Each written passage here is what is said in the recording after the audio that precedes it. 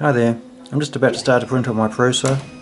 First thing you should do once your printer's calibrated and ready to go is print yourself a set of spare parts. In this case we're doing two XNs. The hotbed and the extruder's warmed up, ready to go.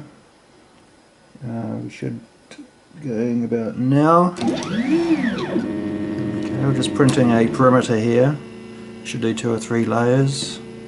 In this case the extruder is taking a while to get going, but now it's fine.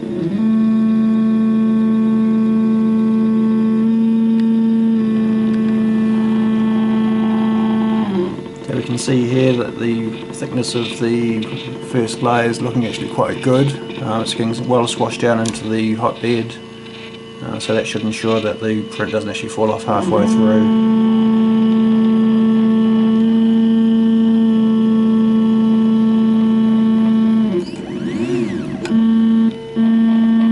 It was only set up to do one perimeter, so now it's doing the first layers.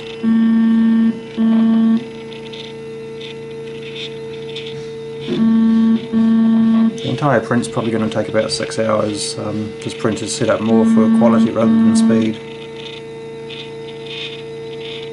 You can see the basic shape starting to form now. So what we're looking at here is the bottom of this component here.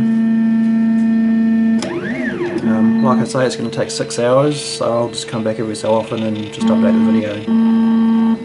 Now we can see the first layer is almost finished. The first layer is right solid. After that we go to the infill layers, which in this case I've set to 80% fill because the parts need to be quite mechanically strong. You also notice the print is sped up at this time. All these first layer settings are in Slicer or whatever version of software you're going to be using. I'll just show you around the print a little bit.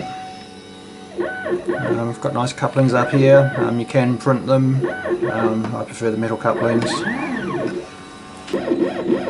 Now this is the Y motor. Most manuals will tell you to put nuts in here, but you find there isn't actually room because the shaft of the motor is normally too short. So in my case I just put a washer there. All the hardware is all stainless steel. These are the Elimate UU bearings. Just held them for cable ties. It seems a little crude, but it seems quite effective. This is controller board, 4-stepper motor drivers on a nice little table that was downloaded from Thingiverse. Sorry, I can't remember who designed it at the moment.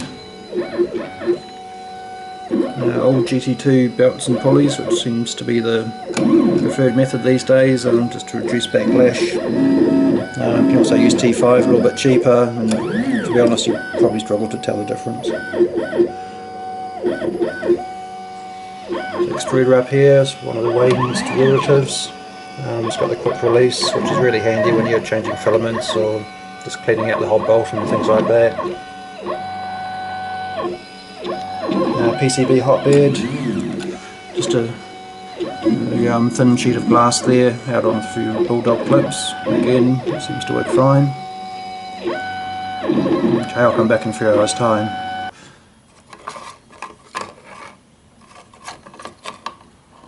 Now these parts are pretty much ready to use. I'd normally just run an 8mm reamer through here for the smooth rod and then it's good to go.